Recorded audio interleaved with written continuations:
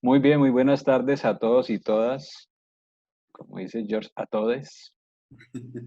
Eh, Desde la Subdirección de Investigación y Posgrados del Instituto de Educación y Pedagogía, presento, mi nombre es Henry Cabrera.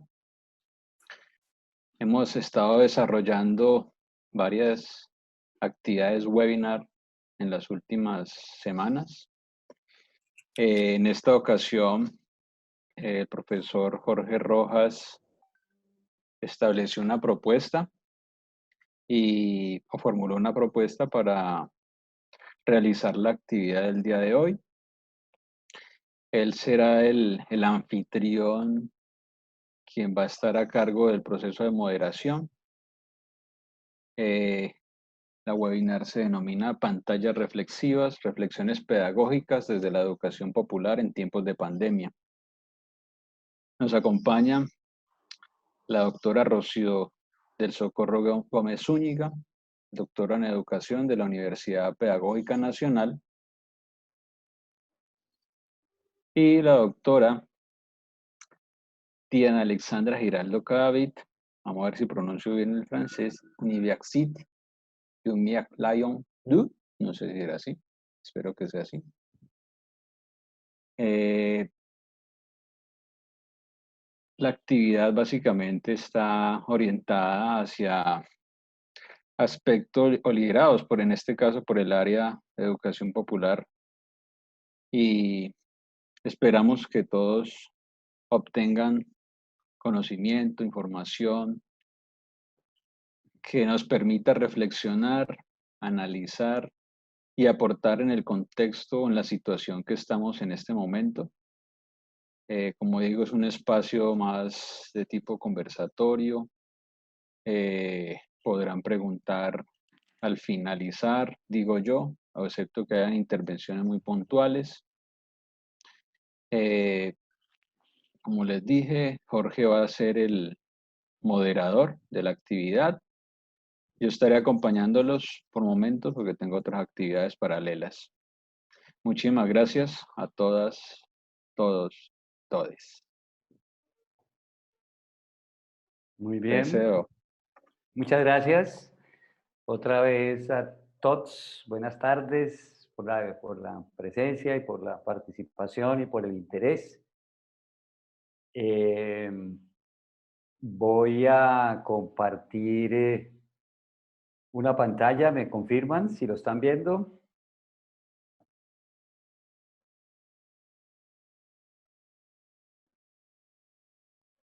Sí, Sí se ve.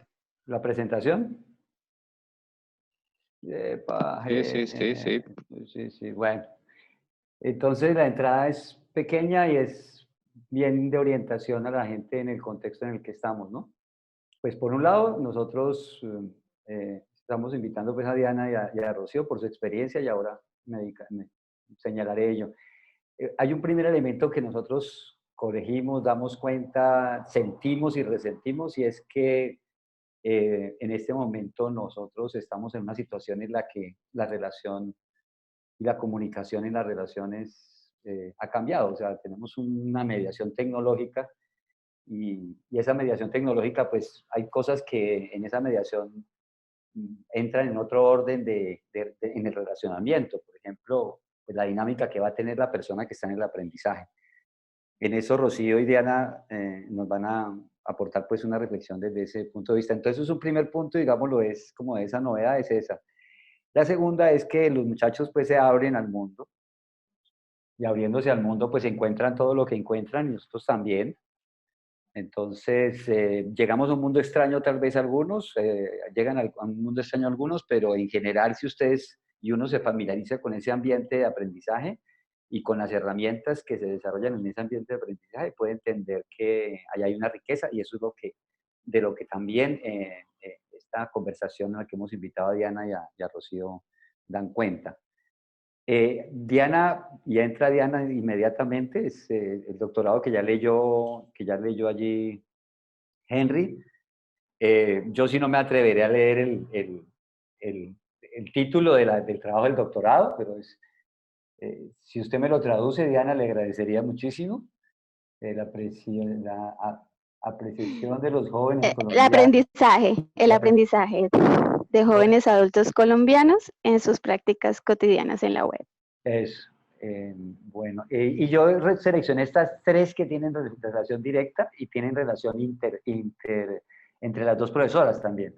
En pantallas reflexivas, Diana lo deja así en su CVLAC, pero tiene el título más largo en la práctica, que también da nombre a esta reflexión que invitamos. Un segundo ambiente de discusión de Diana y su reflexión en política, cultura política y ciberciudadanías, que es otra investigación. Y por último, la participación también en formas de presentación pública de la red social.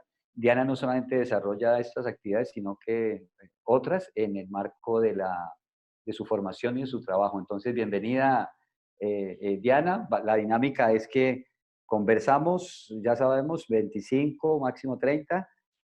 Termina, presento a la profesora Rocío y continuamos entonces con la conversación. Diana, te escuchamos entonces en tu reflexión, que cuando te pregunté y les invité, le llamamos... espera, un momentico. Una reflexión sobre el aprendizaje de estudiantes universitarios y el fortalecimiento de su autonomía a través de la producción textual digital. Yo voy a dejar de compartir.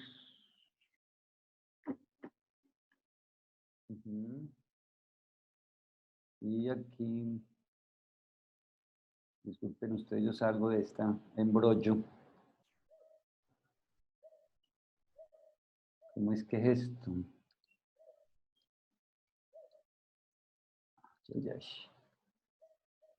¿Qué se me hizo el Zoom? La verdad no encuentro el Zoom, compañeros. En este reguero. Ya, ok.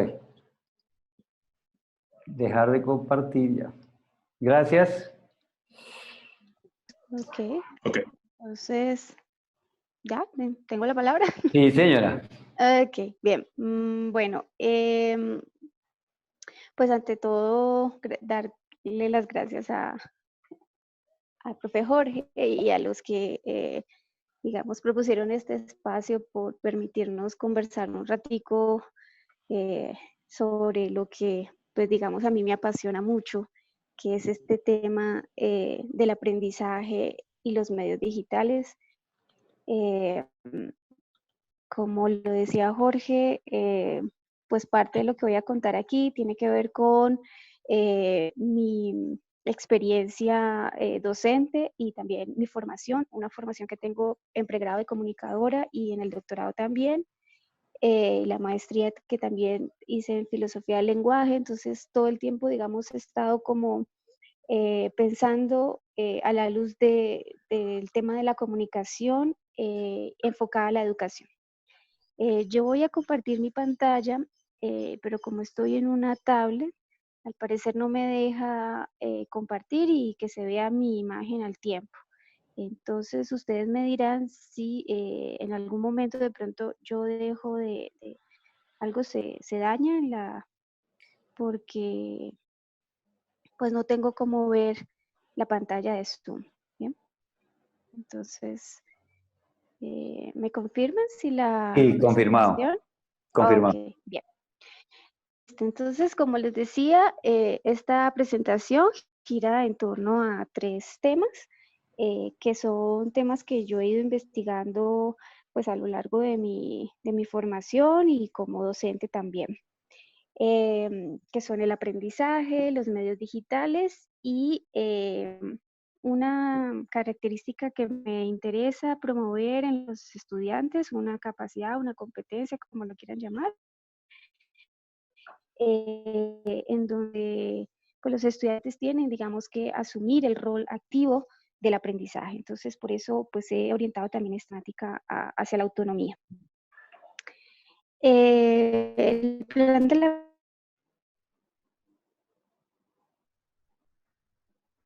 Sonido.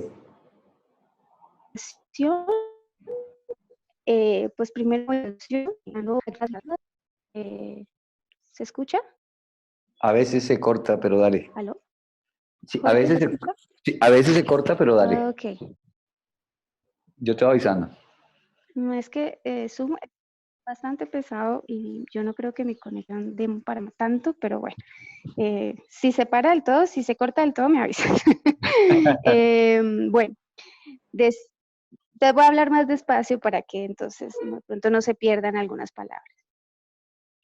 El plan de la presentación, pues en la introducción voy a tratar de dar a grandes rasgos eh, los conceptos y las perspectivas de las cuales yo parto para lo que voy a decir aquí, porque me parece que eso es clave para entendernos, ¿no? A veces los problemas, como dicen los filósofos, tienen que ver es cómo llamamos a las cosas, y cuando desenredamos eso, vemos que nos ponemos de acuerdo. Entonces, partimos de ahí. Luego voy a hacer un breve como panorama de lo que me parece a mí que son transformaciones y cambios y tendencias que estamos presenciando a nivel de la educación superior, que no corresponden únicamente a la aparición, pues digamos, del virus, de la pandemia y todo el confinamiento pues, que estamos viviendo en estos momentos, sino que son transformaciones que ya se venían dando desde hace de tiempo.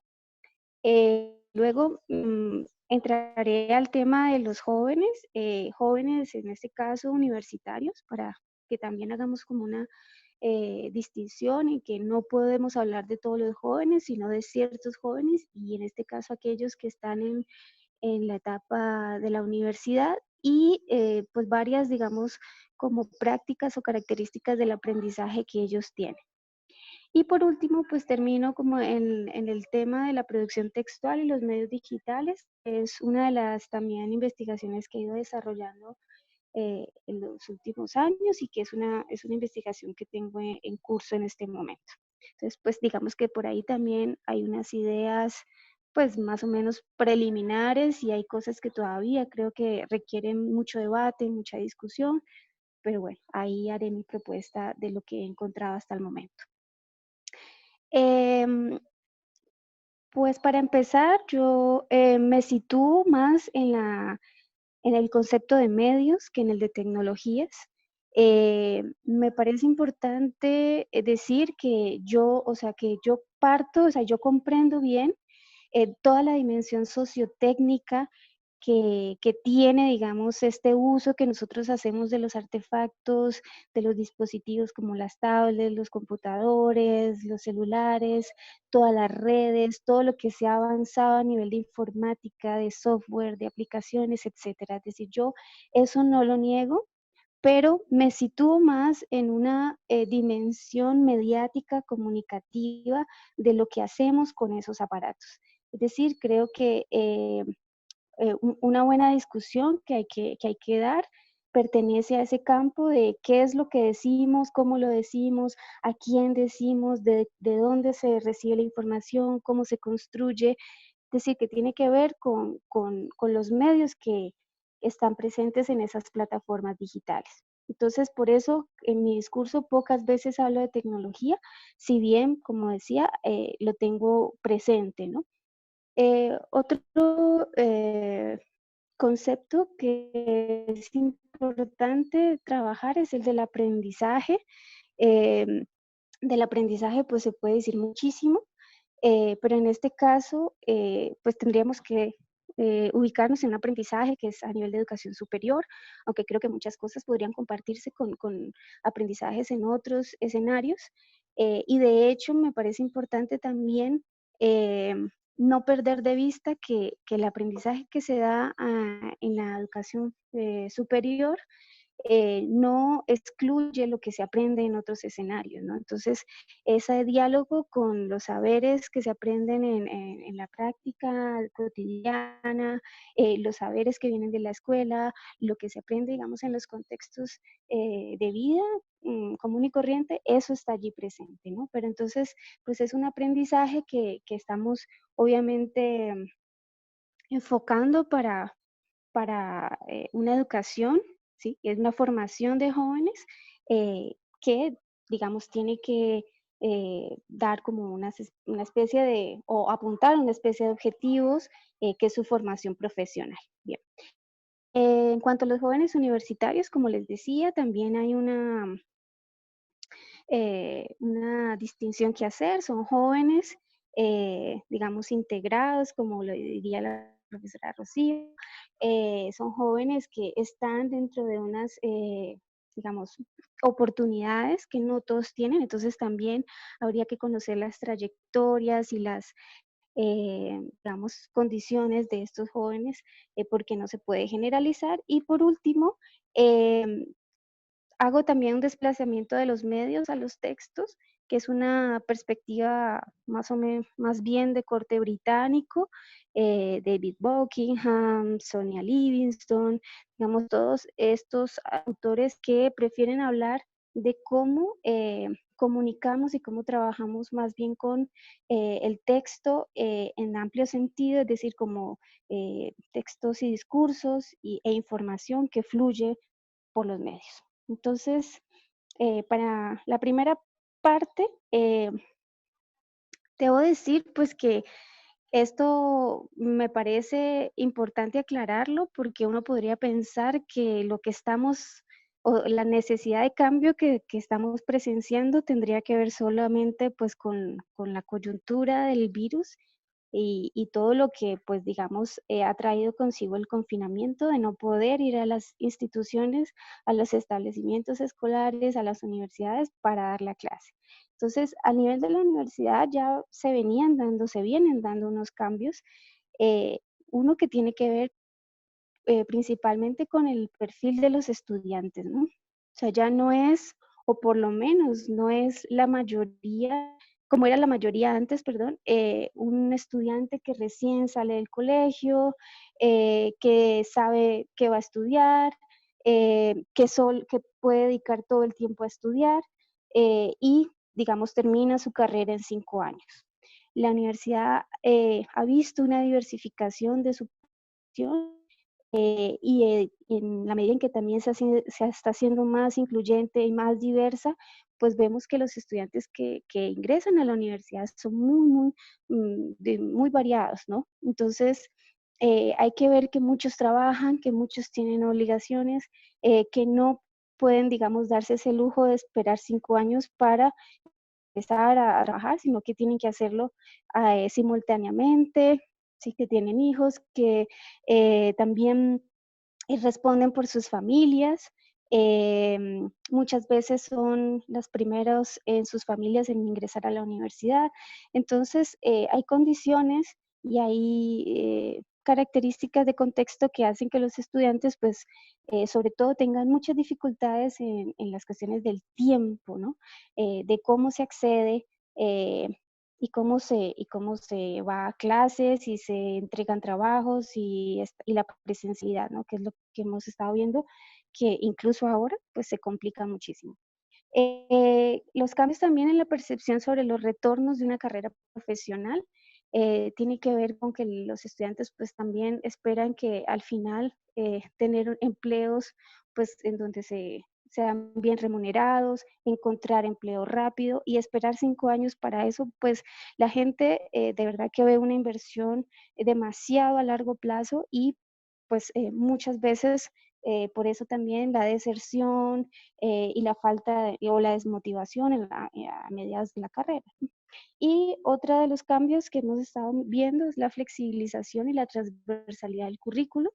Las universidades, y por lo menos Univalle, estamos en una reforma en marcha y eso tiene que ver con esas realidades que estamos viendo en los estudiantes, que ya no es igual que antes entrar a estudiar una carrera.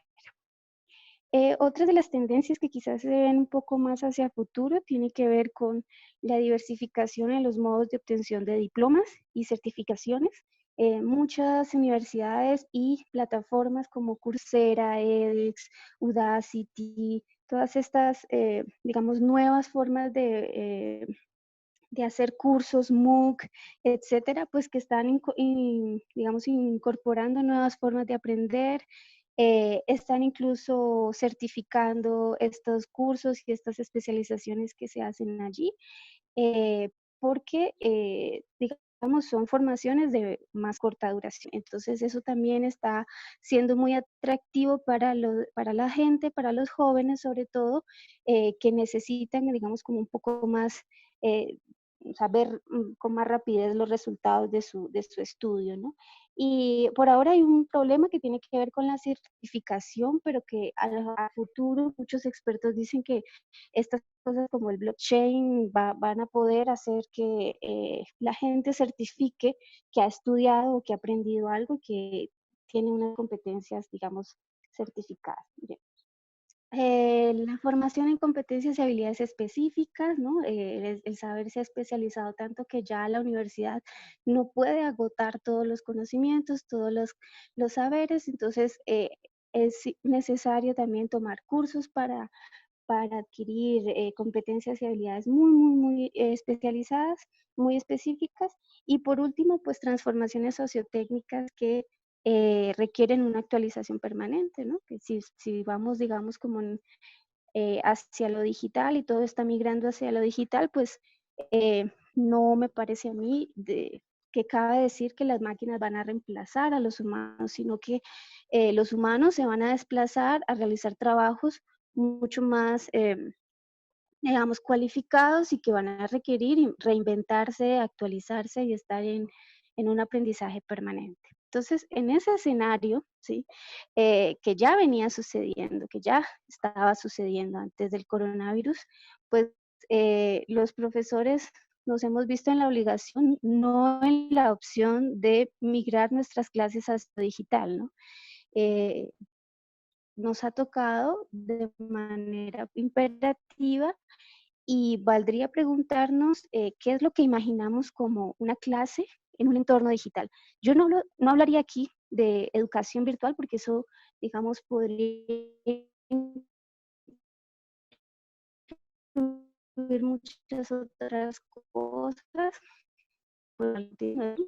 pero como tal, valdría pena que como docentes nos preguntáramos qué nos estamos imaginando, ¿no? Si es llevar la actividad del salón de clases a la pantalla, ¿sí? Y yo creo que la profesora Rocío lo va a discutir mejor en su presentación, ¿no? Si se trata de llevar el aula a la casa o aprovechar de un modo distinto esto que estamos viviendo. Sí, quizás como está sucediendo y percibo yo que está pasando mucho y es tratar de hacer las clases sincrónicas por medio de plataformas como esta, como Zoom, Google Meet, Microsoft Teams, y todas estas se han puesto famosas en este momento y tratar de vernos allí todos en pantalla y como replicar un poco la dinámica que teníamos en el salón de clase. O si lo que imaginamos como clase eh, en digital sería trabajar con los sistemas de administración del aprendizaje, los LMS como Moodle, Blackboard, Google Classroom y bueno, y otros que también se están haciendo famosos en este momento. O si nos imaginamos también unos estudiantes capaces de articular un montón de información y de recursos que nosotros como docentes pues ponemos a disposición de ellos en nuestras clases. Entonces, no creo que haya, digamos, una respuesta, una única respuesta. Quizás todos estos escenarios son posibles, quizás todos estos escenarios se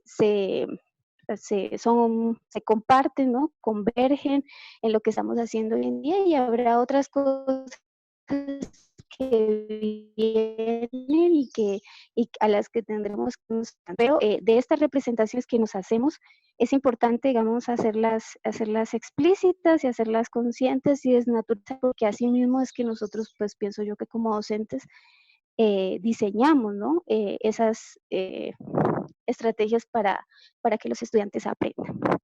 En cuanto a cómo los jóvenes, digamos, aprenden, cómo los jóvenes, que yo incluso he podido ser, y que pude conocer en mi investigación, yo puedo decir, digamos, tres cosas que son fundamentales su identidad, ¿no? Y que tiene que ver con una etapa vital, que tiene que ver con la manera en que ellos se están construyendo también como sujetos, como actores sociales. Probablemente a esta edad no se sabe, se sabe muy bien lo que no se quiere, pero no se sabe bien lo que sí se quiere. Entonces es una etapa todavía de exploración, de ensayo y error, que muchas veces eso se refleja y se manifiesta en un cambio de carrera o en una deserción de la carrera, porque es un momento en que todavía se tiene, digamos, como muchas preguntas abiertas y se está en eso, ¿no? En esa exploración. Entonces, pensar nosotros en el aprendizaje de los jóvenes universitarios es pensar en que ellos están también en una etapa en donde están construyendo su proyecto de vida, están pensando en qué quieren hacer más adelante, están buscando opciones alternativas y para eso nosotros tenemos que ser lo más abiertos y lo más recursivos posibles para mostrarles a ellos todo un panorama extenso, ¿no?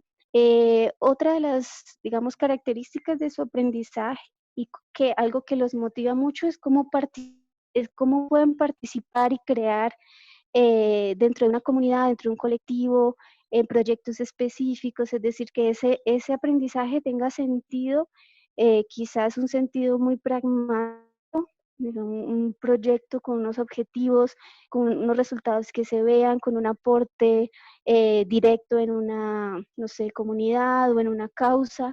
Entonces el aprendizaje pasa por pertenecer a esos proyectos y a esos grupos y poder allí aprender de la misma comunidad que ya hace, que ya lleva una experiencia, ¿no? Entonces creo que como docentes también tenemos que procurar esos espacios de participación y creación. Y por último, una característica de su aprendizaje es la dificultad, sobre todo para la autorregulación, porque quizás cuando entran a la universidad vienen muy preparados, la escuela no los deja muy preparados para hacer, digamos, de su aprendizaje un camino, digamos, autorregulado, ¿no?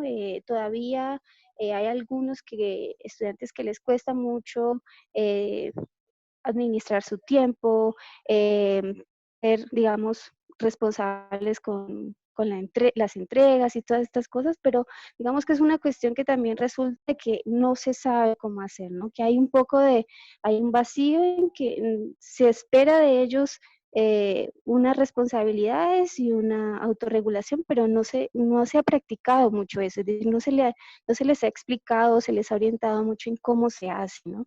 Entonces creo que ahí hay una gran tarea para nosotros los docentes en la universidad. Los jóvenes, pues, cabe decir que son, además de muchas otras cosas, son usuarios, perdón, ay, son usuarios, son consumidores y productores de medios digitales y que, como lo decía al principio, esos aprendizajes obtenidos en la educación formal se complementan con competencias desarrolladas a través de prácticas mediáticas y al contrario, ¿no? Y viceversa, ¿no? Y no podemos entonces separar lo uno del otro. Lo mejor que podríamos hacer los docentes es aprovechar y poner a dialogar estos distintos escenarios de aprendizaje.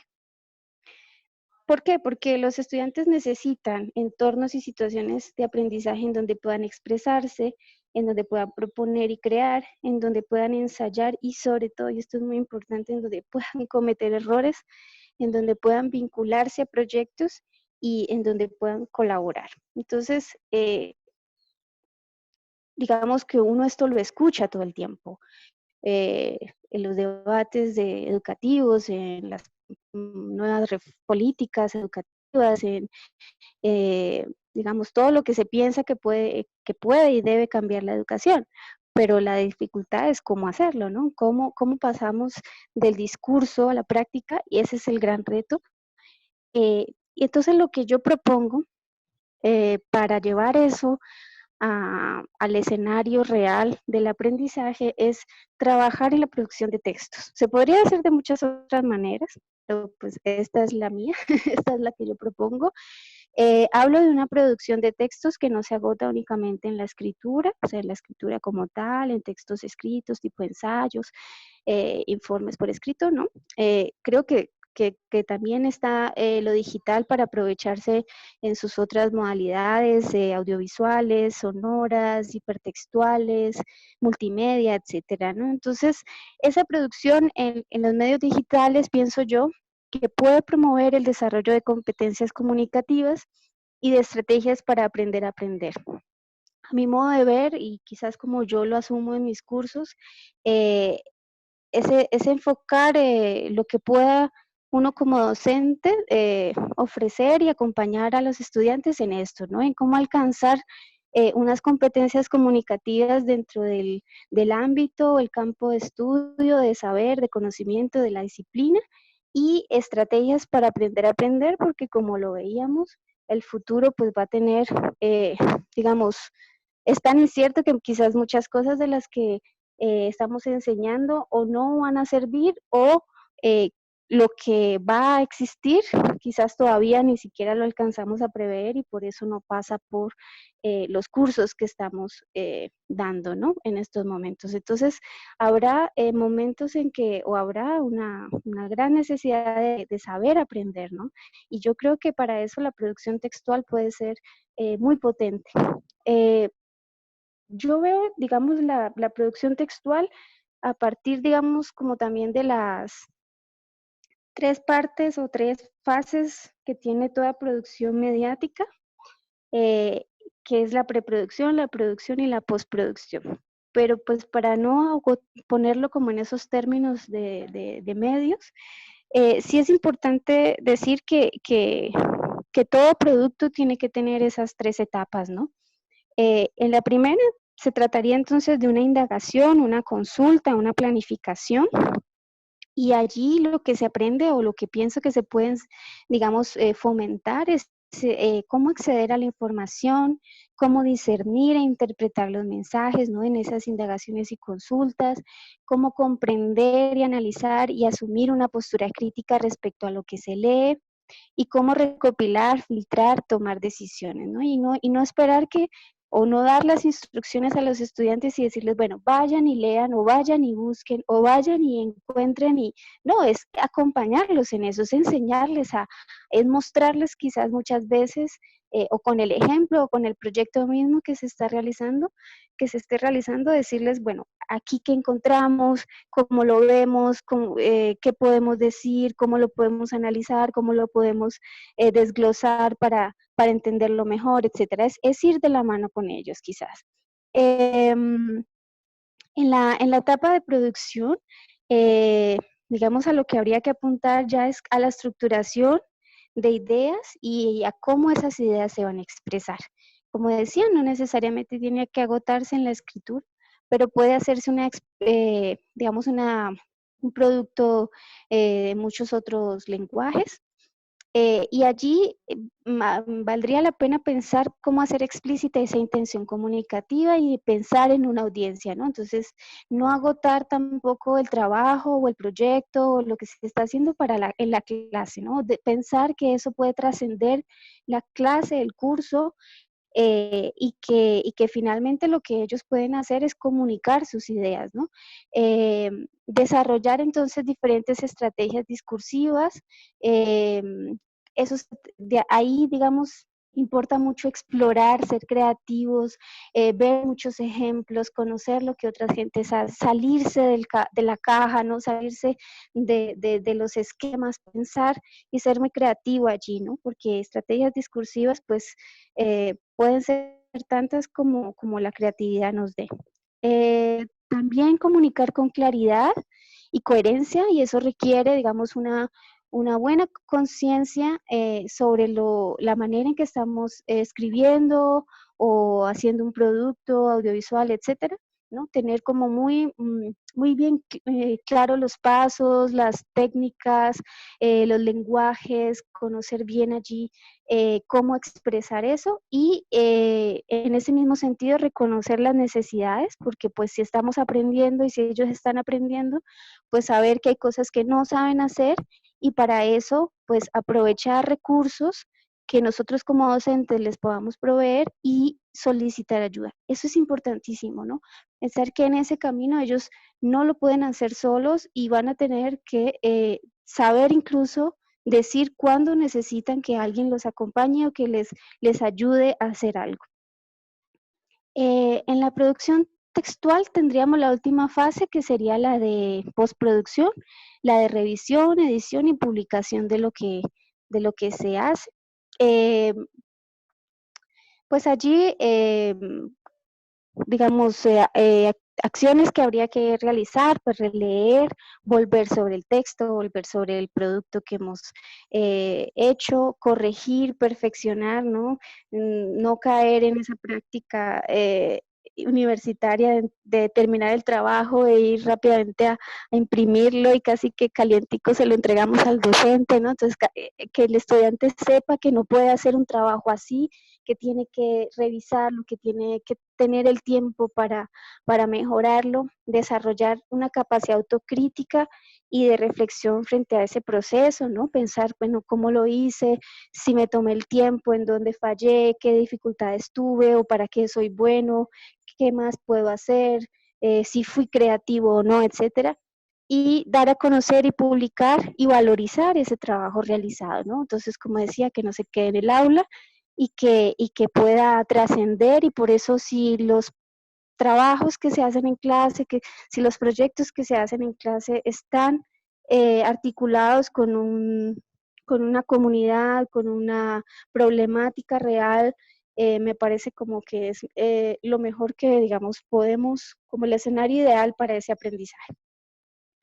Entonces, pues como conclusión, pienso que lo que tenemos que pensar es que pues, por mucho tiempo los docentes y sobre todo a nivel de la universidad hemos tratado, ¿no?, de hacer clases donde se discuten las lecturas. Creo que esa era como un poco la tendencia que está cambiando, pero que aún permanece, ¿no?, de cómo hacer comprender los contenidos.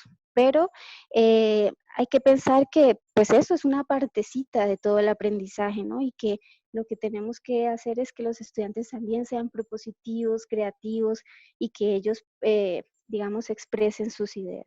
Entonces, la pregunta que queda abierta quizás es de qué manera estamos ofreciendo a nuestros estudiantes herramientas y estrategias para que no solamente comprendan un texto, sino para que sean comunicativamente competentes dentro de una disciplina o campo de conocimiento, ¿sí? Pues obviamente cada profesor en su experticia, en su saber, dentro de la materia, asignatura que le corresponde, pues tiene que saber traducir todo esto, pero yo creo que es posible independientemente del campo de conocimiento de la disciplina, ¿no?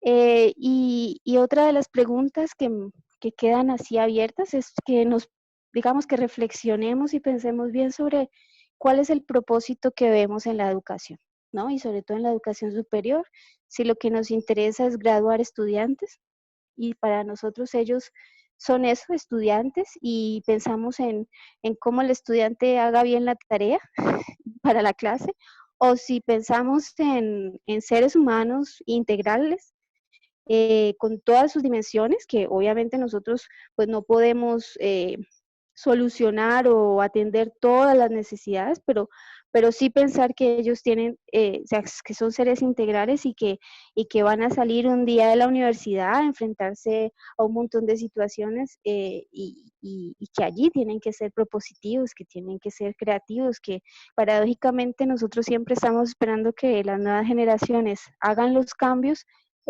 pero pues no los estamos como capacitando o entrenando, dándoles las oportunidades para que, digamos, hagan esos cambios, ¿no?, esas transformaciones. Entonces, pues estas son mis reflexiones. Como decía, lo último está muy todavía en marcha, ¿no? Estoy pensándolo todavía porque es parte como de lo último que he ido investigando, pero, pero bueno, ahí dejo las inquietudes y no sé si inmediatamente pasamos al, al chat de preguntas o eso queda para después. Entonces, pues cierro No, allí. vamos primero con la profesora Rocío. Yo ya he recogido algunas preguntas que están en el chat. Muchas gracias, profesora Diana. Bueno, Y ya al final, entonces, te haré las preguntas que están allí, que tú pues estabas ahí en la presentación y no tenías cómo, entonces yo ujú. las iré elaborando, te las iré pasando allí también para que la vayas mirando, ¿vale? Ok, bien, Listo. listo. Eh, alguien que esté en la administración de allí, cuando yo termine, me quitan la pantalla porque realmente tengo una situación aquí que cuando salgo no encuentro el Zoom. Entonces, gracias. Listo, profesor. Espérate un momentico. Espérate. Listo. Y aquí tienes maña. Tienes maña. Ok, para lo que va a demorar. Bueno, este es mi perfil de Rocío. Su hoja de vida es extensa. Yo les voy a compartir ahora el CVLAG para que miren muchos de los productos que ella tiene alrededor del tema. Ha oscilado entre la convivencia como un tema político de su investigación y en la relación de los jóvenes con las nuevas tecnologías. Se doctoró en el 2010 con esta tesis, Procurarse sentido en la ciudad contemporánea, jóvenes urbanos integrados y nuevos repertorios tecnológicos, que ha sido un tema, perdón, recurrente en estos años en ella. Aquí reseño disculpen, aquí reseño la investigación que da nombre un poco a la conferencia, porque a la conversación, porque, digámoslo, son pioneros en eso. Imagínense que esos son textos de 2003-2004. Pantallas reflexivas, diseño participativo de estrategias de convivencias en las pantallas. Eso es, ese de enero se me fue allí, 2003-2004. Y reseño solamente 2 proyectos de multitud de proyectos de investigación, que es el primero, que se llama Proyecto de Educación para el Trabajo de la OEA, PEMET, en 1994. En el año 96 ingresa a la universidad como profesora. Y por último, el último texto, el último investigación entregada, porque creo que está en proceso de publicación, de la apropiación social de las tecnologías a la programación social de la apropiación social de las tecnologías a la programación social de las tecnologías. Diseño participativo de un manual para repensar la relación entre escuela y nuevos repertorios tecnológicos del 2016. Ya les comparto el CELA para que ustedes miren eso. Es mi compañera de trabajo y ella tiene sus estilos, tiene sus fuerzas y tiene su dinámica de trabajo que nosotros compartimos en el cotidiano. Y dejo esta foto porque también es muy representativa de sus pasiones en estos años últimos. El programa de recreación ha sido, y esta es la gente de recreación, ha sido, ella está por ahí, allá, detrás de un tinto, en ese grupo. Entonces, bienvenida, profesora Rocío. Escuchamos atentamente su intervención. Muchas gracias.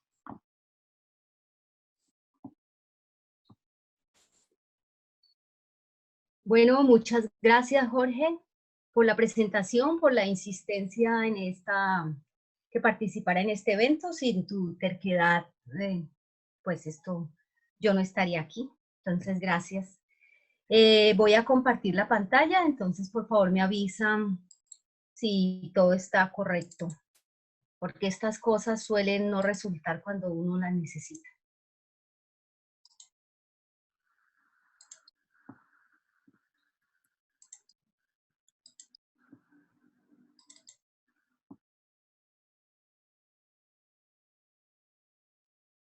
Ahí la ven. Todo bien. Salió muy adelante. Bueno, es esta.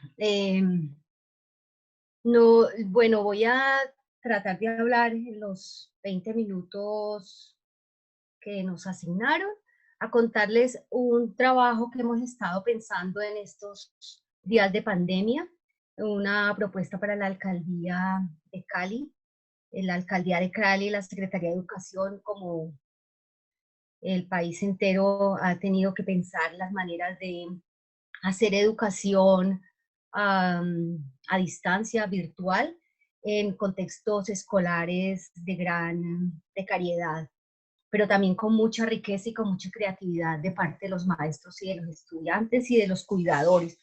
Entonces, básicamente, este es trabajo que hemos estado pensando con Julián González, pero que recoge el saber de maestros. Nada de lo que vamos a decir hoy o de lo que voy a contarles no está pensado y dicho por maestros de escuela, de universidad.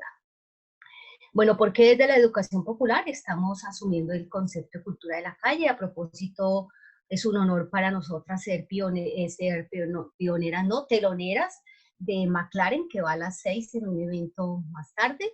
Entonces, bueno, es un honor. Ese concepto es muy de la pedagogía crítica, asumir la cultura de la calle, o sea, lo que la gente hace y sabe. Por lo tanto, nuestra perspectiva es asumir los usos sociales de la tecnología, no lo que las tecnologías le hacen a la gente, sino lo que las personas hacen con las tecnologías. Y muy desde la educación popular, partir de los saberes de los profesores, los cuidadores y los estudiantes. Bueno, la pandemia lo que nos ha puesto es en un cambio de nuestro centro gravitacional. Ya no es la escuela, se ha reorganizado la vida y eso ha sido costoso, difícil y más en las condiciones de precariedad en las que habita la mayoría de nuestro país, precariedad de distinto tipo. Eso ha sido muy complejo y todos lo hemos visto y lo seguimos viendo. Por lo tanto, la pandemia nos revela que no es posible solamente pasar la escuela a la casa y dar clase, llamar a lista, porque empezando no hay ni computador, y también porque la escuela es una institución física y socialmente circunscrita, con temporalidades, con espacialidades, con formas de vínculo que la casa no las tiene.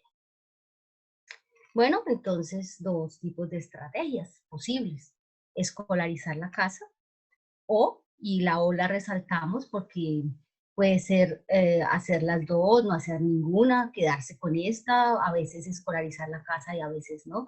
O lo que estamos proponiendo es reconocer así de frente y sin miedo la centralidad de la casa y por lo tanto anclar cualquier tentativa educativa o cualquiera no, por lo menos algunas tentativas educativas a las particularidades de eso, de ese domus, como un lugar en el que en teoría se desarrolla la vida íntima, la vida familiar, pero que la pandemia ha explotado. ¿Sí? Entonces en la casa estamos haciendo mucho de lo que antes hacíamos en espacios públicos, como en este momento nos está ocurriendo. Estamos en esta conversación, en nuestras casas, probablemente con niños al lado, con niños atrás, con el perro, con el gato. Bueno, eso es el domus. Y plantear que al asumir la centralidad de la casa, las máquinas no son el centro. Y asumir esta centralidad de la casa es considerarla como un lugar privilegiado para producir saberes, de producción y de apropiación de saberes, que la escuela puede aprovechar de manera importante. Implica entonces asumir las desigualdades y las inequidades que nosotros como maestros del sector público las conocemos, las sabemos, pero que la pandemia nos las ha revelado de una manera dolorosísima, eh, empezando por los niveles de conectividad en este país muy bajos, los niveles de acceso a la posible conectividad que llega, si es que llega, cuando llega, entonces no hay dinero para recargar el celular, o como nos ha ocurrido con estudiantes que tienen que optar entre pagar el Wi-Fi y hacer el mercado. Por supuesto, el mercado gana. Asumir la centralidad de la casa significa también reconocer que el confinamiento produce una experiencia doméstica particular, depende del contexto donde habiten los estudiantes. No es lo mismo zona urbana, zona rural, no es lo mismo barrios integrados a barrios marginales, familias extendidas a familias pequeñas, etc. También la centralidad de la casa, asumir esta centralidad, implica reconocer la complejidad del espacio doméstico. Si bien como un espacio de acogida y refugio, también un espacio de violencia y maltrato muy fuerte. Ustedes saben los índices de maltrato intrafamiliar, de maltrato contra las mujeres se han ampliado en estos días, en estos casi 2 meses de confinamiento. Casas pequeñas, si es que es casa, inquilinatos con muchos niños, con muchas familias, pues, complejizan la vida, pero también casas amplias con relaciones conflictivas entre los miembros de la casa lo hacen más difícil, porque antes finalmente uno se iba y volvía en la noche, pero ahora todos estamos juntos 24/7. También esto nos implica reconocer que el espacio escolar, con todo y lo que podamos decir, moderaba en alguna medida esta inequidad social, desde los almuerzos escolares, la cafetería en Univalle, el campus, la biblioteca, el acceso a Wi-Fi. Y bueno, sin este espacio escolar, la inequidad se revela de manera mucho más fuerte. Y por lo tanto, solo pensar en estrategias que transfieren la escuela a la casa, lo que hacen es acentuar mucho más esas diferencias al ignorarlas. Bueno, la propuesta que estamos pensando y que, como les digo, recoge finalmente lo que están haciendo muchos maestros en este momento, que lo tienen que resolver en el día a día, es pensar que la pandemia, primero esto, la pandemia es un aula abierta y nos está educando a todos, y a todos es a todos, a marcha forzada. Al mundo entero, la humanidad está aprendiendo de una experiencia que por lo menos la generación que estamos vivas no la hemos tenido. Entonces, asumir de manera radical la pandemia como una gran aula abierta en la que todos nos estamos educando. La propuesta entonces propone, perdón por la redundancia, que la casa y la escuela se interpenetren. Y eso implica, como lo hemos dicho, reconocer la condición localizada de la casa, o sea, esta casa, son estos estudiantes, son estos maestros, son estos cuidadores, que también eso es importante. No siempre están los papás, en muchos casos están los abuelos, los cuidadores.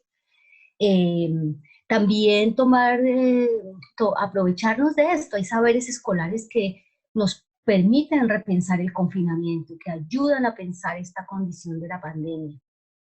Y, por lo tanto, reconocer que es la casa la que le pone los límites y los proyectos a la escuela, y no necesariamente al revés, no es la escuela imponiéndose en la casa, sino la casa poniendo, esta casa localizada poniendo límites y proyectos.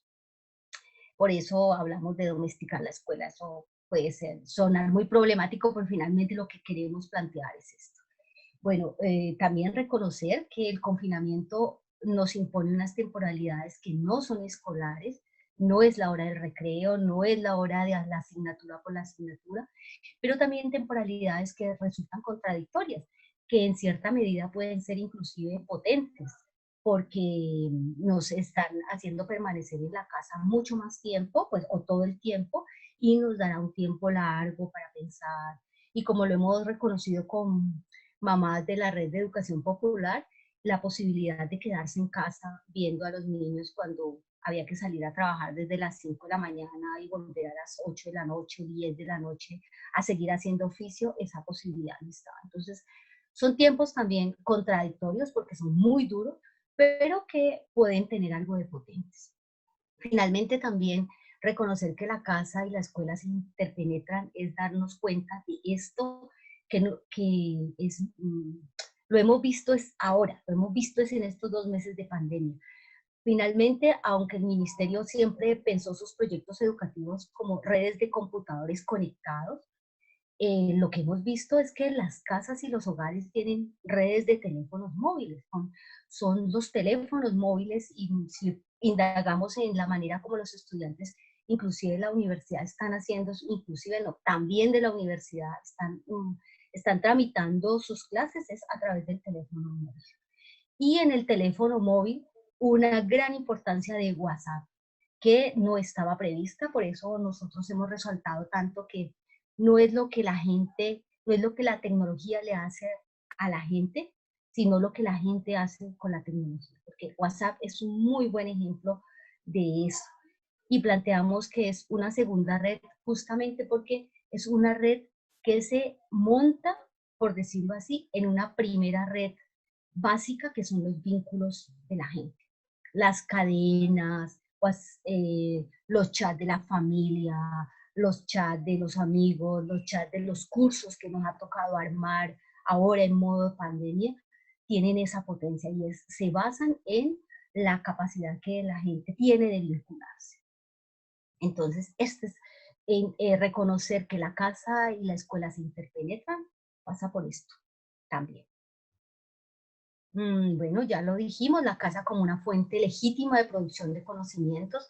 Hay que mirar la gran creatividad de todo lo que se está haciendo en las casas para reorganizarse, para hacer de la casa el estudio, el trabajo, el gimnasio, el lugar donde se come.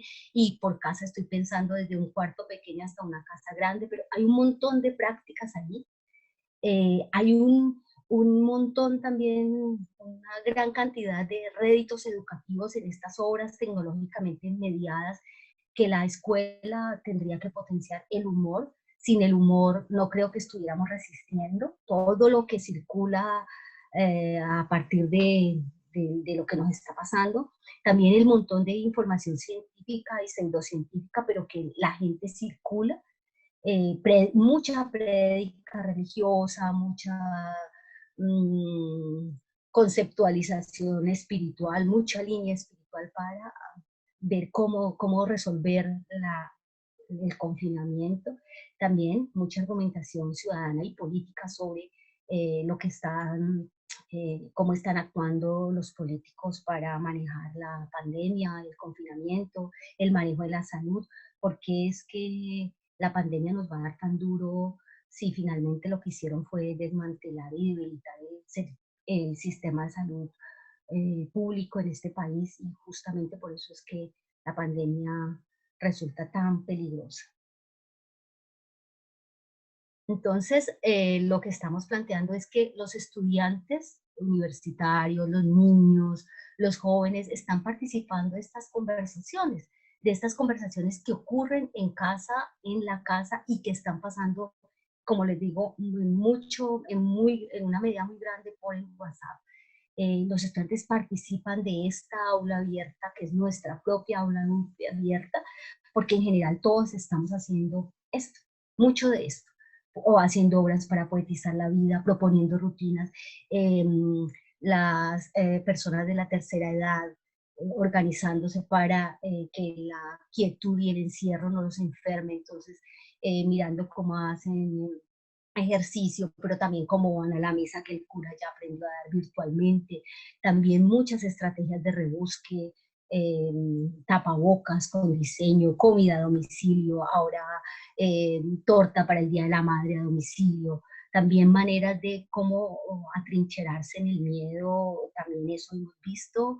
Y redes de apoyo, porque si bien la pandemia ha sacado muchas cosas feas de nosotros, también nos ha demostrado la gran capacidad de solidaridad que tenemos.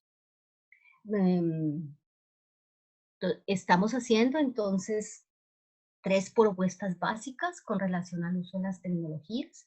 No me voy a detener mucho en ellas, son 3 proyectos que finalmente recogen muchos de los planteamientos de la pedagogía crítica, de la escuela nueva. La escuela nueva, ustedes se acuerdan, y bueno, si hay gente muy joven aquí, probablemente no lo sabe, pero las escuelas nuevas no tienen organización curricular por asignatura, sino que los estudiantes tienen un proyecto y desarrollan ese proyecto a lo largo de varias semanas, y a medida que desarrollan el proyecto van dando cuenta de los contenidos curriculares.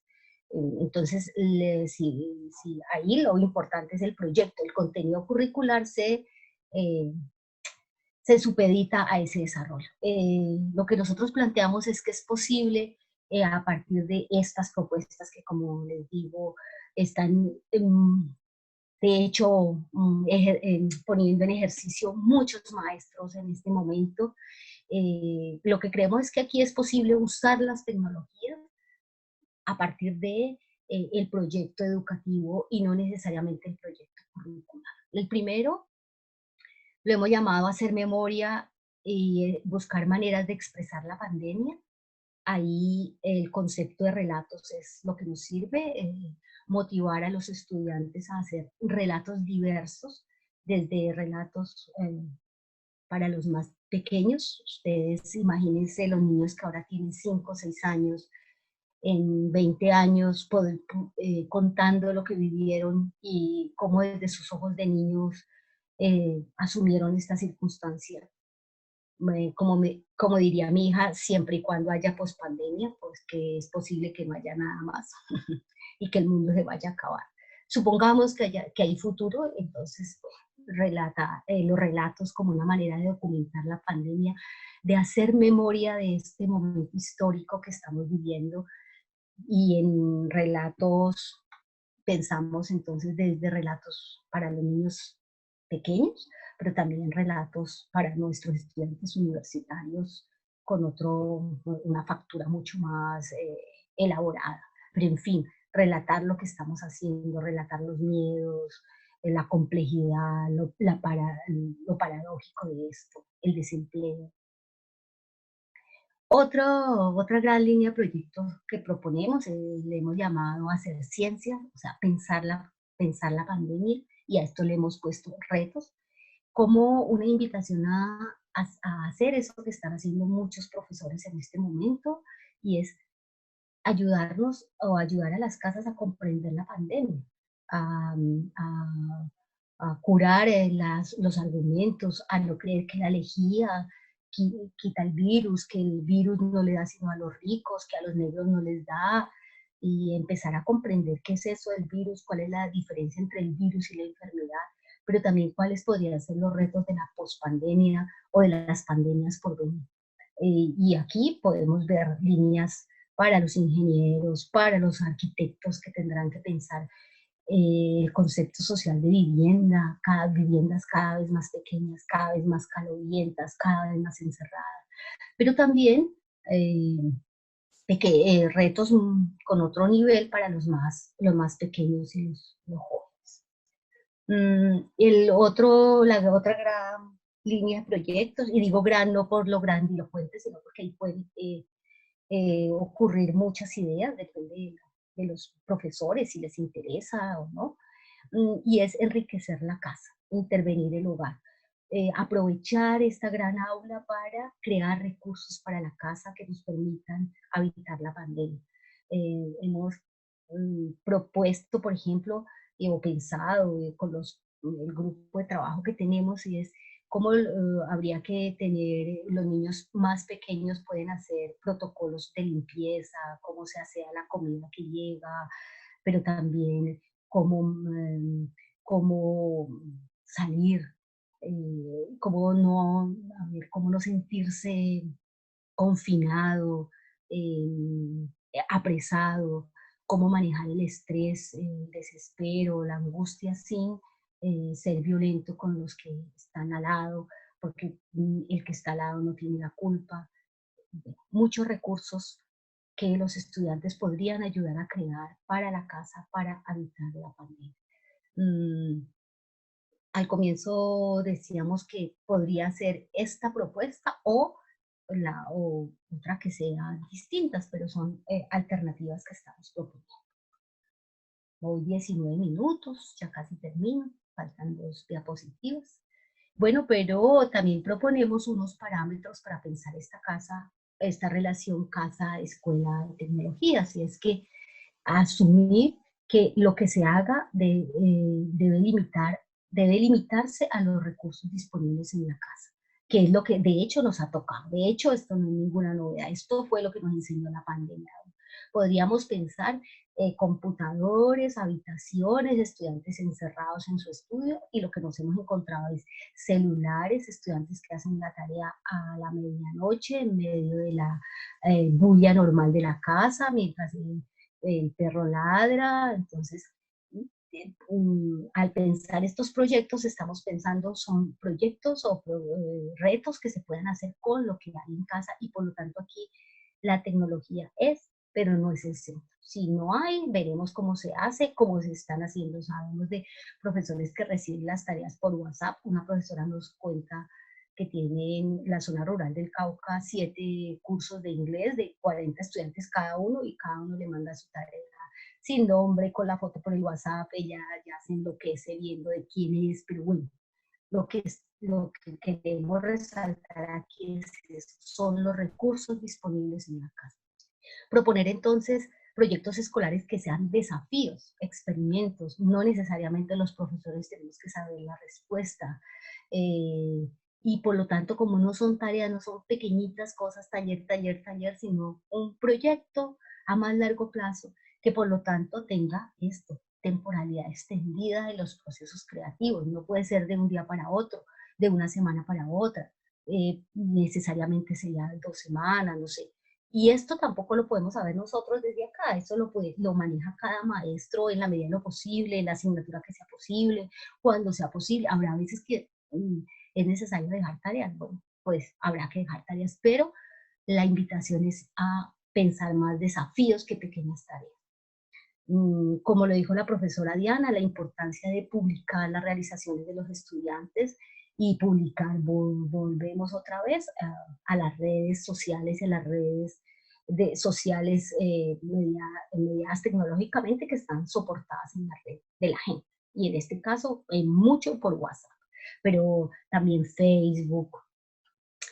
Bueno, proyectos y programas o desafíos que inviten a usar o a curar los recursos disponibles en la web, no a copiar y a pegar. Esa no es o no tiene ningún sentido. Probablemente los estudiantes copian y pegan porque el desafío que les ponemos permite copiar y pegar. Entonces pongámosles un desafío que puedan usar lo que hay en la web, pero que no necesariamente tengan que copiar y pegar.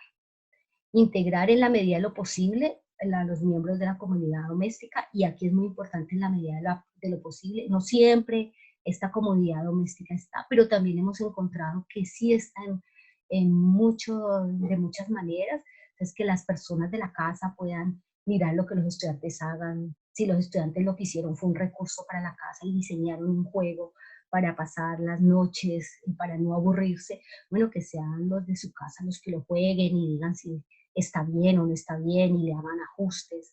Integrar en la medida de lo posible a la comunidad doméstica para ser como pequeños, una especie de jurados de lo que se produce, para también ser usuarios de lo que se produce, no para hacer la tarea como está pasando. Bueno, y con esto cierro. Ayer, cuando estaba preparando esta presentación, leí esto que me conmovió profundamente, entonces lo leeré y con esto termino. Estoy confinado, sí, pero no tengo ningún derecho a heroizar mis actuales circunstancias.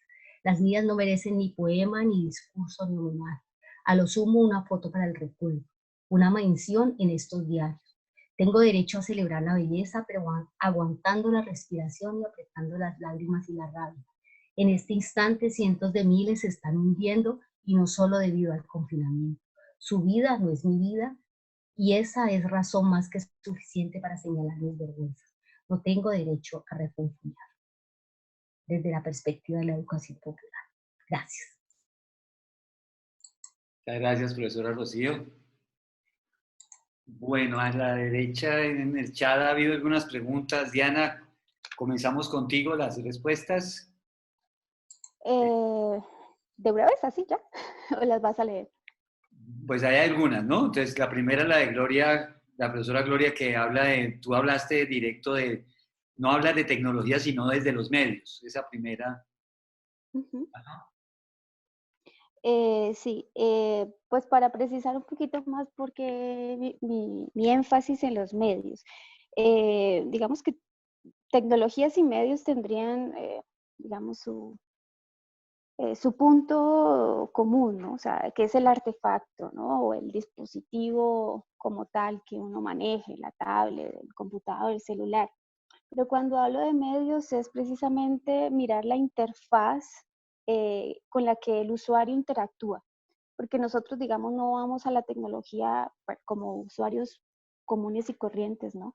No vamos a la tecnología en sus capas más internas de programación, ¿no? Que se podría hacer, pero no es lo habitual en una persona que pues los usa es para vivir, no vive de trabajar en tecnologías. Entonces, el uso que le damos, sobre todo está al nivel de la interfaz, de la última interfaz de la tecnología, que es una interfaz mediática, y hacer énfasis en los medios es hacer conciencia sobre todo de que por esa interfaz están circulando representaciones, imaginarios, símbolos, discursos, ideologías, digamos, cuestiones culturales, ¿sí?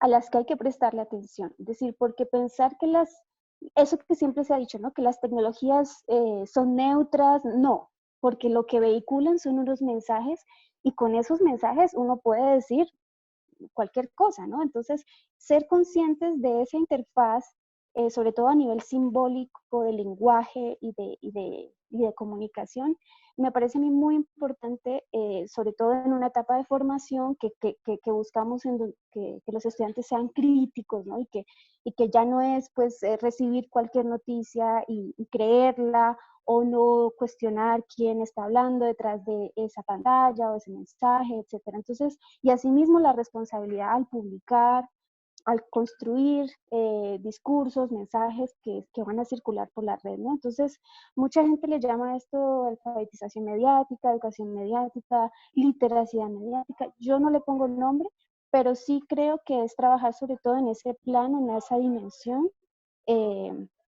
que al fin y al cabo pues son las tecnologías, pero por eso hago énfasis en los medios. Gracias. Voy a preguntarle a Rocío. Rocío, te voy a comunicar una de Carlos Unigrago. La idea es, pues sí, se está hablando de la centralidad y se está hablando de la dinámica alrededor del aprendizaje. Pero bueno, ¿cómo evitar entonces o cómo enfrentar la situación de que las máquinas sí realmente están al centro? O sea, está ocurriendo una centralidad de ellas en el razonamiento. Entonces, ¿cómo te refieres a ello? Las máquinas no están al centro. Las máquinas aparecen en el centro porque lo que se ha debilitado son las relaciones afectivas. Entonces, es al revés. Inclusive esa centralidad de las máquinas la ponemos los seres humanos. O sea, lo que nosotros resaltamos siempre es la gran inteligencia de los seres humanos, de los grupos sociales humanos, por encima de la inteligencia chiquita de las máquinas, empezando por eso. Cuando uno está enamorado, ya puede estar el celular, inclusive está el cine, y uno se da besos y no ve el cine. O sea, y el cine es lo más inmersivo que hay, porque lo importante es eso, lo que hay es una muy buena relación. ¿Cuándo aparece el celular? Pues porque algo nos está pasando. Hace rato que no conversamos, no hemos tenido, como dice la autora de En Defensa de la Conversación, conversaciones difíciles, hemos ido minando lo que nos pasa. Entonces, si uno ve la centralidad de las máquinas, esa centralidad es generada socialmente. Por lo tanto, el poder está en nuestro lado, podemos cambiarlo. Y hay, bueno, muchas ideas para hacerlo, pero lo más importante para nosotros en la educación popular, por ejemplo, es reconocer eso, que lo importante son los sujetos, inclusive los sujetos poniendo primero la máquina y luego a los seres humanos, como pasa en muchas escenas en los parques, que los niños están jugando y el papá está chateando. El problema no es el celular, el problema es el papá que tiene que hacerse cargo de que, bueno, es el momento con su hijo, que como lo decíamos ahora, es parte de las paradojas del confinamiento. El confinamiento está haciendo que muchos papás que hace rato no estaban con los niños tengan que estar con ellos, y a veces eso puede ser agotador, pero también permite un tiempo largo que el tiempo del trabajo, de todas las horas que nos pasamos en el tráfico no permite. Entonces, yo sí creo que hay espacios en los que la máquina tienden a robarnos, pero esa misma condición, como le digo, es puesta por los seres humanos. Al reconocer eso, volvemos el poder a nosotros y por lo tanto podemos ubicar las pantallas, que es la idea del libro de domesticar de pantallas reflexivas, que es la casa es el nicho en el que la pantalla se instala y no al revés.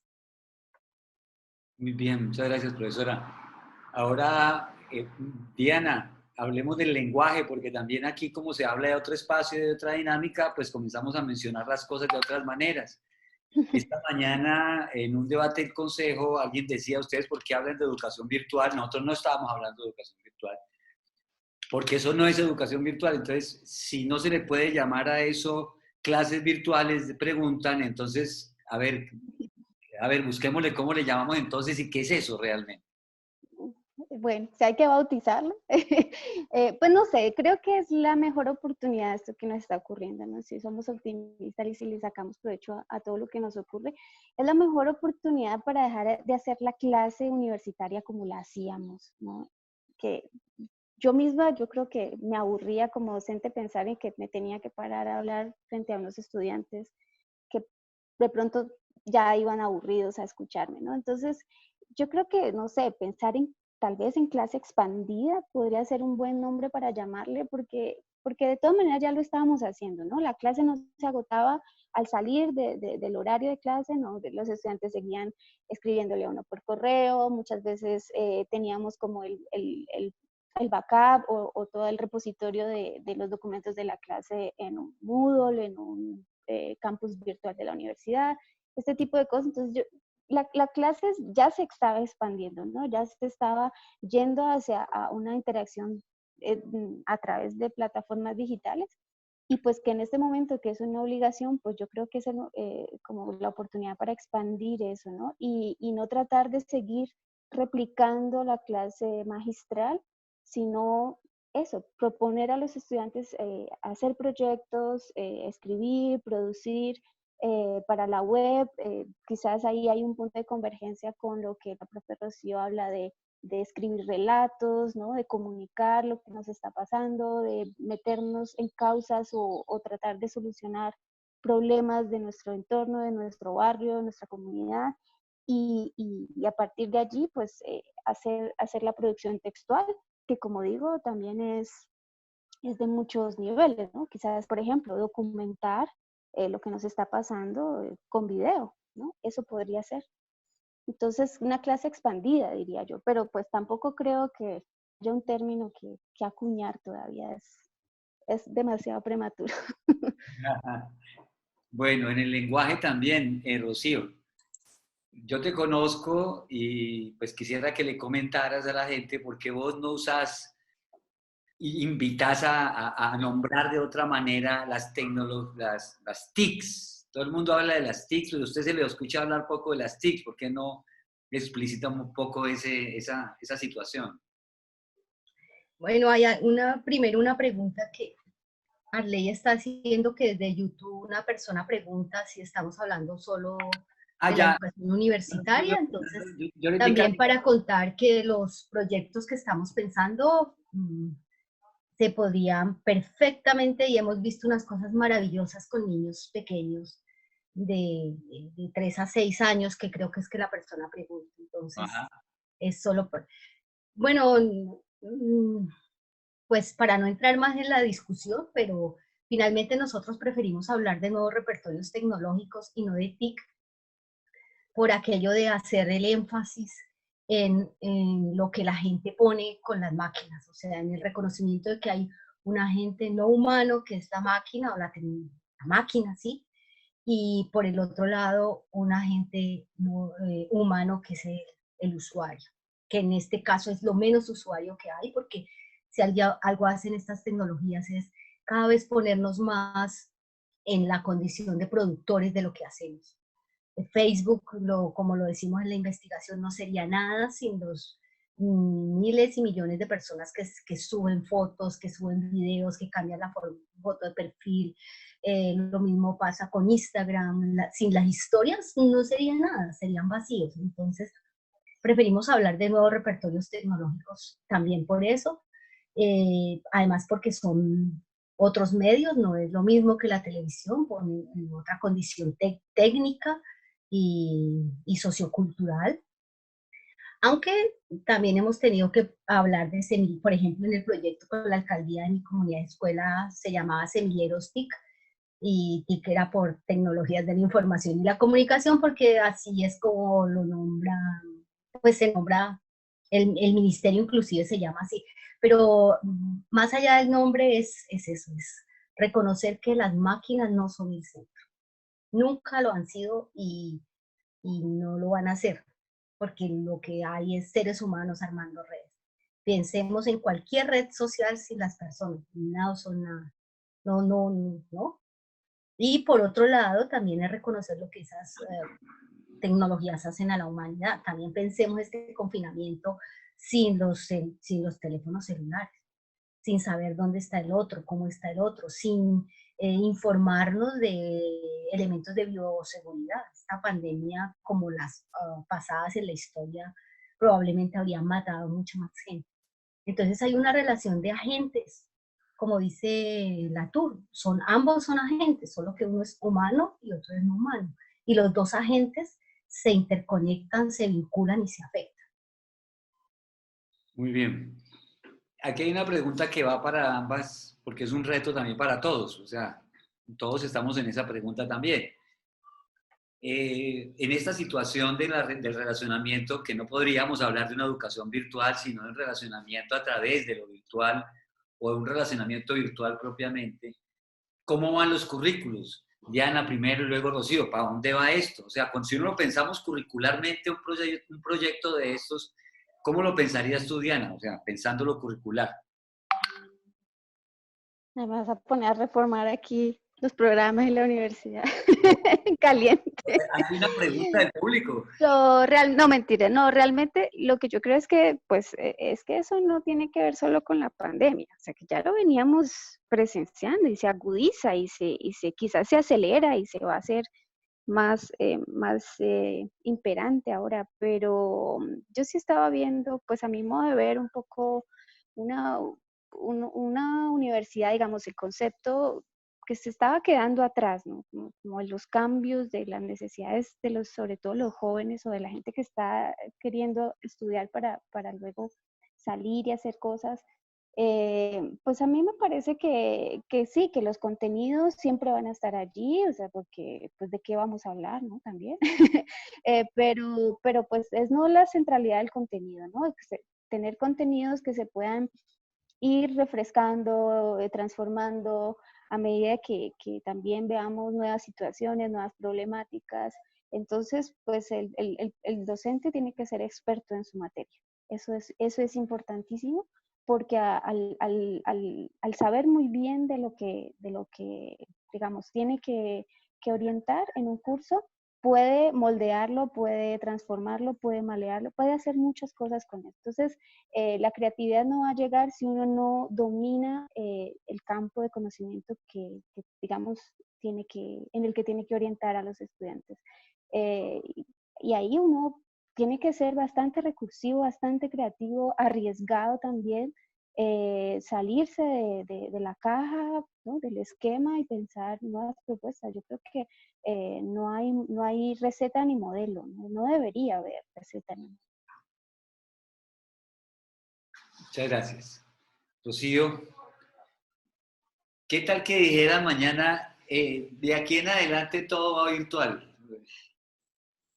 Pues ya dijeron. Tal que, porque lo que sigue van a ser confinamientos probablemente escalonados y es bueno ir pensando en esta realidad. Lo que yo iba a decir es que hay una pregunta que creo que es la que Jorge está haciendo y es, bueno, ¿y qué hacemos con si los maestros en las instituciones educativas nos tenemos que resolver currículos y eso es lo que los rectores piden? Bueno, lo que nosotros nos hemos dado cuenta es que los maestros hacen montones de cosas creativas y eso no es solo por hablar políticamente correcto. O sea, en medio de todas las dificultades hay cosas muy interesantes que se están haciendo. Y en términos pedagógicos ya la pedagogía activa lo ha pensado, o sea, esto no es nuevo y es pensar de manera no curricular, no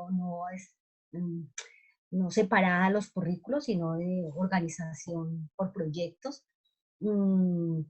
Y hay una gran habilidad de los profesores y es hacer cosas en medio de lo que toca. Entonces, unir dos objetivos curriculares, pensar en indicadores de logro, que es lo que le pide pues, el ministerio, ya no pequeños indicadores, sino un indicador más global que permita que en su clase de español o en su clase de inglés no se hagan 7 talleres, sino un proyecto, un pequeñito proyecto para que los estudiantes no tengan que hacer 7 tareitas pequeñas, sino una tarea. Un docente, como lo vimos en Semilleros TIC, que no le dé miedo, porque hay muchos que no les da miedo, y eso está muy bien que no nos dé miedo, de plantear con sus estudiantes preguntas que inclusive él no sabe. Por ejemplo, comprender el virus en este momento. ¿Por qué es que el jabón le hace bien? Pero el profesor puede ser que no la tenga muy clara, pero bueno, todos vamos a averiguar desde tareitas pequeñas como esas hasta proyectos mucho más grandes como por qué lo que los japoneses se están haciendo y que hoy salen las noticias puede ser importante para detener la pandemia. Y todos nos ponemos en la tarea de leer y aprender de eso. Entonces, los currículos no los vamos a cambiar, el ministerio nos va a seguir pidiendo que sigamos haciendo clase por objetivos y por logros, pero los maestros como un saber popular y la gran táctica de los sectores populares, podemos hacer pequeños goles al integrar eso y si es posible juntarme con el otro maestro. Si no es posible, no. Por eso habrá muchas cosas que toca hacerlas igual, pero habrán otras que hay posibilidades de cambiar. Es como tener un repertorio de posibilidades hasta donde se pueda, con lo que se pueda, y también con las condiciones reales de los maestros, ¿no? Muy bien. Y yo aquí creo que he barrido las preguntas que están planteando. Había una que yo no entendí muy bien. Diana, te la pasé, pero es de la profesora Gloria Rodríguez. Creo que algo contestaste ahora, ¿cierto?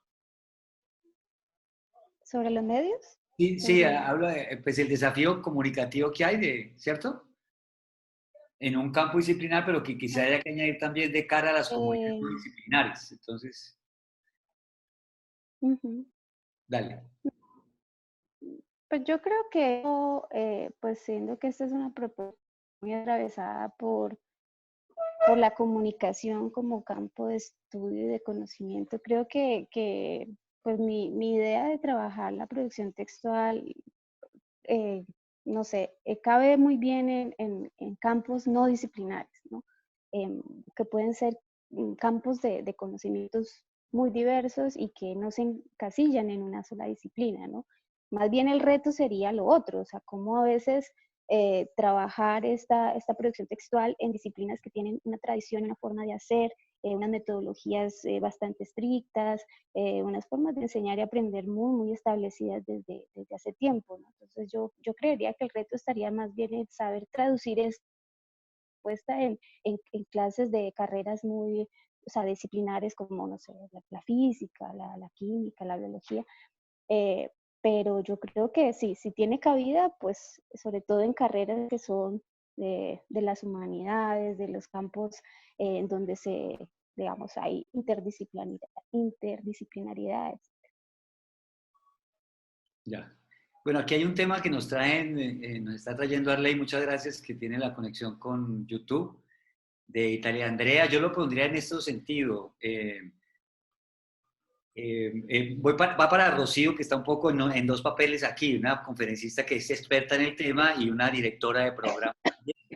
Entonces, en ese sentido, ¿y qué percepción tienes tú del impacto que está causando en este momento entre los estudiantes de recreación este cambio? Porque pues, te pongo en contexto de la preocupación que tiene Italia, pero que yo también la tengo, y es que cuando estábamos mirando cómo evaluar los cursos, mirando no, el Consejo Académico dijo, vamos a aplicar un instructivo para que los estudiantes evalúen los cursos, y mandaron el mismo que estaban mandando todo el tiempo. Entonces nosotros interpelamos y dijimos, no, eso no tiene por qué ser así. Pero también en la conversación sentíamos que había otros profesores que son directores de programa, decían que había un impacto fuerte sobre los estudiantes en el cambio. ¿Cómo has sentido ese cambio y cómo lo ves tú entre los estudiantes por lo que has percibido de recreación en esta situación que tenemos hoy? Muy doloroso para muchos, ahí lo decía, o sea, esta pandemia ha puesto resaltador en la vulnerabilidad afectiva y económica de un enorme número de estudiantes de la universidad, pero también de los colegios. Creo que se avecina una gran deserción. Además, esta generación de estudiantes que ingresó en 2019 tuvo un paro antes del ingreso, un paro universitario durante su semestre, vamos en un semestre que empezó en octubre, y además, como si fuera poco, una pandemia. Yo lo veo muy, muy, muy complejo. La persona que pregunta de las comunidades, de los estudiantes que viven en comunidades rurales del Cauca. Muy difícil, y creo que tendríamos que nosotros pensar en estrategias para eso, pero en este momento la universidad no las, por lo menos como universidad no las tiene claras. Es muy difícil y creo que se avecina una deserción muy grande. Hemos estado, y creo, y en eso también resaltar la labor de los profesores, con un espíritu muy tolerante, muy comprensivo. La universidad lo hizo muy bien con ese sistema de calificaciones, está muy bien. La posibilidad del pendiente abre una alternativa para los estudiantes que tengan luego, que es que además no sabemos cuándo es luego exactamente, volver y poder completar lo que faltó. Y ahí vuelvo y resalto, lo que descubrimos es WhatsApp y el celular como la gran mediación tecnológica, no redes de computadores, sino redes de celulares conectados. Entonces, a la pregunta del estudiante, quiero decirle que la preocupación la tenemos. La universidad está muy abierta a comprender esos casos y eso ha sido, me parece que lo ha hecho muy bien. O sea, como les decía, la pandemia saca lo peor, pero también ha sacado lo mejor de esta gran aula en la que todos estamos aprendiendo. Y estamos aprendiendo, entonces habrá que encontrar alguna estrategia para los estudiantes que no puedan volver, o que inclusive, como está pasando en Cali, los que están aquí están a punto de cancelar el semestre porque van a tener que trabajar, son los únicos que están trabajando. Es muy complejo en términos económicos, porque la injusticia y la iniquidad se ha revelado de una manera perversa. Por eso les leí el último pedacito. Gracias, profe. Diana, te la voy a poner a vos, recordando que vos también trabajas con jóvenes, con niños, en urbaniños, y estos. Aquí hay una pregunta aquí como de Alejandra de la Torre. Dice que, bueno, que el conversatorio es universitario, pero ¿qué ideas tienen ustedes de cómo aplicar en niños preescolares de 3 a 6? Yo no tanto es que contestes cómo aplicarlo, sino como cuál es la situación ahí de aprendizaje de un niño de 3 a 6, pues, o de lo que experiencia tuya en urbaniños. Gracias. Bueno, yo nunca he trabajado con niños tan pequeños, pero precisamente, claro, cuando hablaba de aprendizaje, pues hacía aclaración sobre la etapa vital de esa persona que está aprendiendo, ¿no? Y por eso decía yo, bueno, los jóvenes están en unas búsquedas, están en unas exploraciones que tienen que ver con esa edad y esa etapa vital. Ahora, ¿qué necesita un niño de 3 a 6? Ahí es donde habría que hacerse la pregunta, ¿no? ¿Cuál es el andamiaje que el profesor, el maestro tiene que hacer allí? ¿Cómo tiene que incluso contar con los padres de los niños para trabajar? Porque pues, obviamente los niños a esta edad pues necesitan ese acompañamiento también de sus familias. Entonces, sería eso, indagar en cuál es esa etapa vital y qué podemos hacer allí, porque también, o sea, todo, no sé si podemos hablar de producción textual, pero sí podemos trabajar las capacidades expresivas, desarrollar el lenguaje, el contar historias, que es maravilloso con los niños pequeños, la narrativa, la narración es digamos, de las herramientas más potentes para aprender a esa edad. Entonces, sería como trabajar sobre todo en esas necesidades de esa edad y mirar sobre todo pues el lenguaje y la expresión allí, ¿no? Sí, recuperar esas ideas que se han tenido generales de la formación, ¿cierto? Y un poco, pues, a la pregunta que se hizo, habría que mirar si llegó temprano también para para que atendiera la estrategia que planteó la profesora Rocío de acción temática y de interés de los niños en eso. La pregunta también tenía un detalle que se me olvidó y que es importante, y es que, digamos, estaríamos de acuerdo en que en esas etapas lo más importante es la socialización. O sea, eso es un factor importante. En estos días hablaba con una amiga que tiene un hijo de 8 o 9 años y está en una crisis pensando en el niño en el próximo año, diciendo, bueno, ¿cómo es? O sea, yo no lo voy a mandar a una escuela en la que me van a poner tareas cada 8 días. ¿Y en dónde va a ser socialización el niño? Porque creo que ahí hay un gran reto también que la escuela resolvía, que era que lo resolvía de alguna manera, los tiraba donde era, algunos de ustedes dijeron ahí el recreo, bueno, listo, ahí se hicieron, pero hoy en esta situación en la que tenemos aislamientos y como dice Rocío, vamos a tener aislamientos, ¿cómo procesar eso? O sea, ¿cuál sería como pensar esa socialización, cómo compensarla, profesora Rocío, profesora Diana? Pues no sé si será manera de compensarla, pero por eso hablábamos de la pandemia como una gran aula abierta en la que estamos aprendiendo todos. Está pasando que los niños chiquitos se están encontrando, los que pueden, muchos, por Zoom o viéndose por el WhatsApp de las mamás.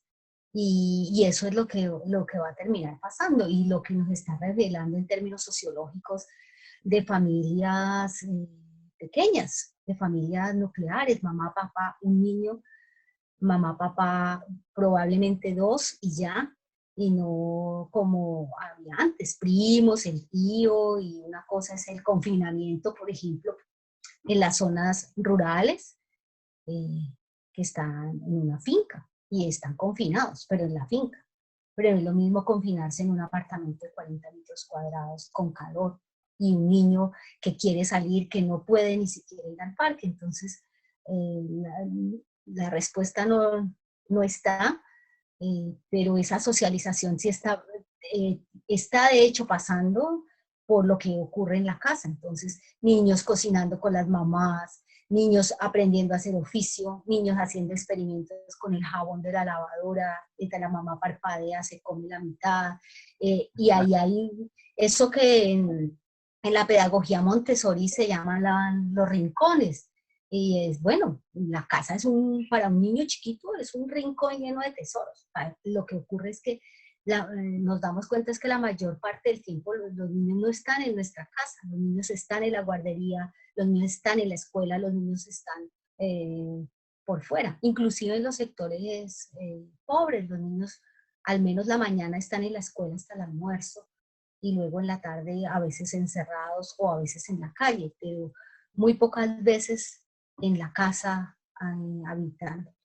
Entonces, la socialidad la estamos reinventando de esta manera y va a tener que pasar por ahí, por lo menos en un periodo mientras este virus se controla y aprendamos cómo manejar las próximas pandemias de una manera más racional. Porque un muy buen aprendizaje que puede quedarle a los gobiernos es sistemas de salud mucho más fuertes y mucho más organizados. Podrían tener menos consecuencias en la salud de la gente, que es lo que les está pasando a los gringos, ¿no? Pero bueno, también puede salir de esto lo peor. Gracias, Rocío. Diana, vamos cerrando entonces, agradeciendo. Hay algunas preguntas allí pues que ya serían como de otros debates. Muchas gracias a la gente que estuvo aquí presente, que participó con sus preguntas. Especial agradecimiento a la profesora Rocío y a la profesora Diana, que no fue tanta mi insistencia porque también ellas están en un compromiso con que hablemos en público y que se conozcan esas ideas. Yo sé que a la profesora Rocío le encanta más ese trabajo donde está con los muchachos, pero aquí también es un frente que necesitamos atender. Queda claro, digámoslo, para nosotros que todos estamos en un escenario novedoso. Para todos, a todos nos toca inventar. Nadie llegó aquí, aunque ya tenía la experiencia tampoco, porque, por ejemplo, profesor como el profesor Duque que ya desde antes hacía sus clases en desescolarizada, dice que no es lo mismo ahora, pues porque los estudiantes antes los tenían presenciales y bueno, entonces hay toda una novedad en eso. Entonces esa presencia y esa diferencia de la presencia y esa nueva diversidad o esa nueva manera de relacionarnos está ahí en el reto. No sé si Rocío y Diana quieren añadir algo para cerrar. No, pues dar las gracias por la asistencia de las personas y las preguntas. Y bueno, por ahí queda mi correo en caso de que alguien quiera conversar otros detalles Sí, que no se alcanzar. las presentaciones las vamos a compartir, ¿vale? Con el video. Rocío. También agradecer por la invitación y por el honor de ser teloneras de McLaren que van a las 6 de la tarde. Muchas gracias. Nos vemos en Y McLaren. que sigamos cuidándonos mucho. Protagónica. Que sigamos cuidándonos mucho, por favor. Muchas gracias. Muchas gracias, muchas gracias. Muchas gracias, Jorge. Muchas gracias, Diana. Muchas gracias, Rocío. La asistencia. Ya nos encontraremos en el espacio físico. Bueno, gracias a todos. Gracias, Diana. Okay, muchas gracias. Chao, Gracias. chao, Jorge. Gracias a todos. A los asistentes, muchas gracias por la paciencia. Pero hayan tomado café y ido al baño mientras tanto. Esperar la semana maestra, por si acaso. Estamos en proyección. Ay, me toca, Mirle. ¿Cuánto es que me toca reunión de eso? Ay, Dios mío. Lunes, 2 de la tarde, profesor. No, es que Rocío Bueno, muchas gracias. Buenas tardes. Chao, que estén bien. Adiós. Chao, chao. Chao, chao.